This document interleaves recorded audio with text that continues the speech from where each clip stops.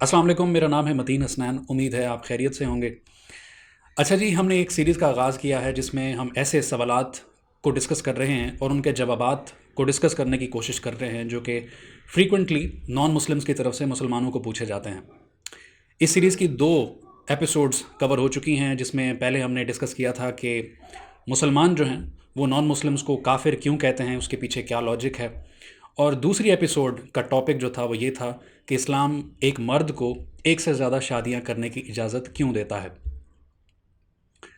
तो आज हम चलते हैं तीसरी एपिसोड की तरफ, जिसका टॉपिक है कि अगर इस्लाम एक मर्द को एक से ज़्यादा शादी करने की इजाज़त देता है तो वैसे ही एक औरत को, एक मुसलमान औरत को इजाज़त क्यों नहीं है कि वो एक से ज़्यादा शादी कर सके।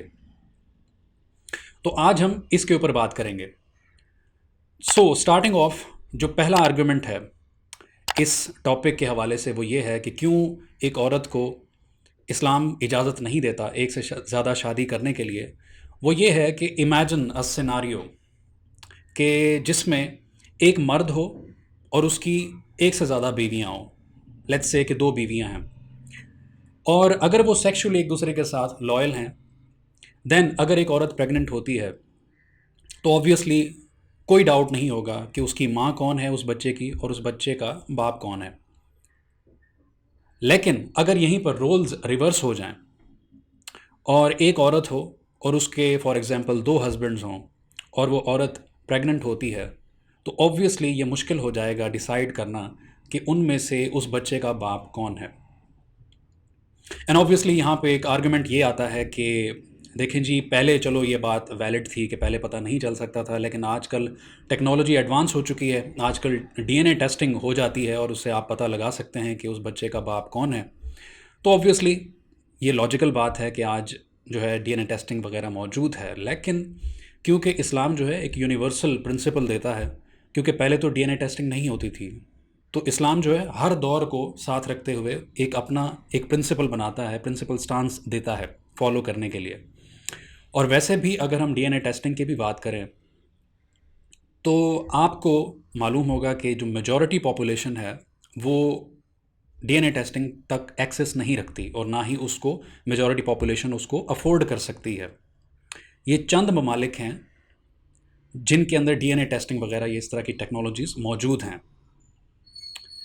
और वैसे भी अगर आप एक ऐसे सिनारियो को इमेजिन करें, क्या ये सूटेबल सिनारियो है कि एक औरत जो है वो अपने मल्टीपल हस्बैंड्स के साथ एक घर के अंदर एक डिस्कशन हो रही हो कि इस बच्चे का असल में बाप कौन है।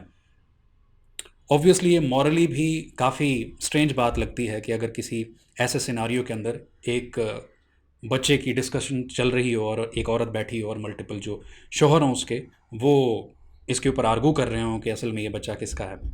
ऑब्वियसली ये अच्छा नहीं लगता।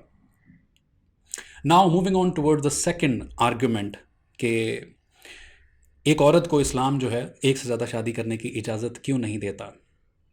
तो वो ये है कि फॉर एग्ज़ाम्पल एक औरत जो है वो प्रेग्नेंट हो जाती है, चलें जी, उसकी डीएनए टेस्टिंग भी हो गई और पता भी चल गया कि उसका बाप कौन है।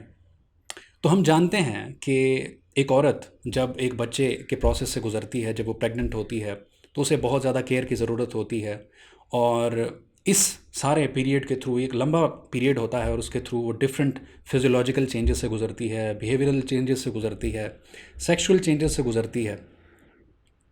तो वाई डू यू थिंक कि जब एक हस्बैंड जो है उसको पता है कि ये बच्चा जो है ये मेरा नहीं है, ये दूसरे पार्टनर का बच्चा है और जो कि मेरी बीवी कैरी कर रही है, और इस सारे पीरियड के अंदर ना वो मुझे अच्छे से सर्व कर पा रही है, ना मेरी जो इमोशनल नीड्स हैं, सेक्सुअल नीड्स हैं, उसको पूरा कर पा रही है, तो वो क्यों ऐसी औरत के अंदर इन्वेस्ट करने की कोशिश करेगा, या फिर वो उस बच्चे के अंदर इन्वेस्ट करेगा, या उस बच्चे की वजह से सेक्रीफाइस करेगा या कॉम्प्रोमाइज़ करेगा जो कि उसका अपना है भी नहीं।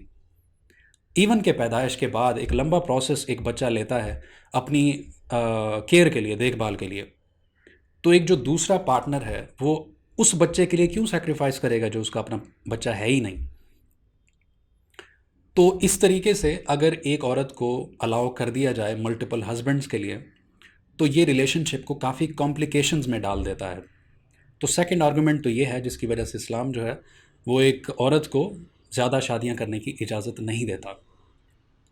Now moving on towards the third argument, وہ یہ ہے کہ ایک ایسا سیناریو جس کے اندر ایک ہسبینڈ ہو اور اس کی ملٹیپل وائفز ہوں.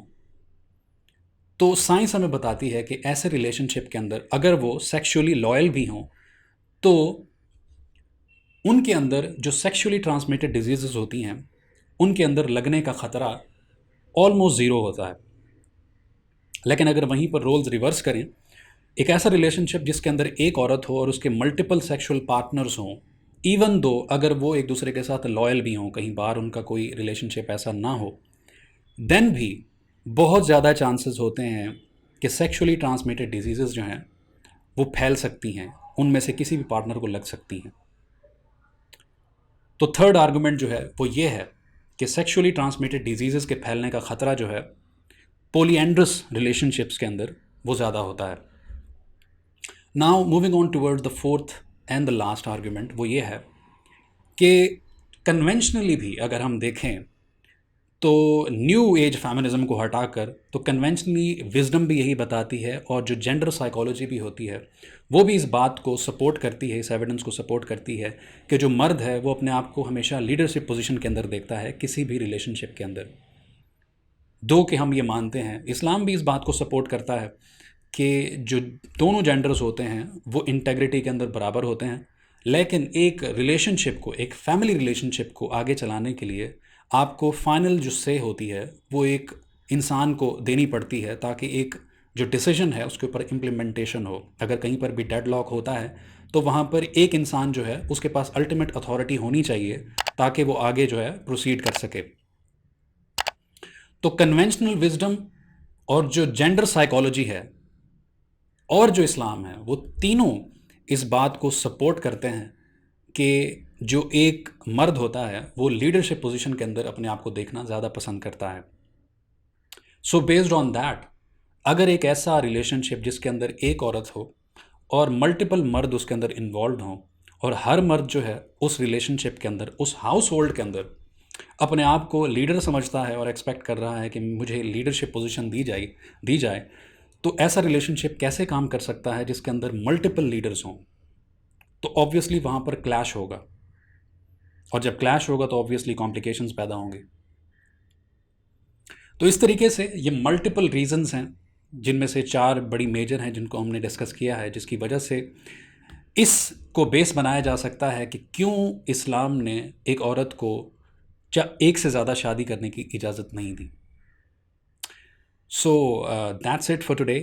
نیکسٹ ٹائم کسی اور ٹاپک کے ساتھ آپ کی خدمت میں حاضر ہوں گے. اگر آپ نے وہ ویڈیوز نہیں دیکھیں جو کہ پہلے ہم نے کور کی ہیں، جس میں کہ مسلمان جو ہیں وہ کیوں نان مسلمس کو کافر کہتے ہیں، اس کے پیچھے کیا لاجک ہے، ریزننگ ہے، اس کے علاوہ جو ہے کیوں ایک مرد کو ایک سے زیادہ شادی کرنے کی اجازت دی گئی ہے، اگر آپ ان ویڈیوز کو دیکھنا چاہتے ہیں تو آپ جا کر دیکھ سکتے ہیں.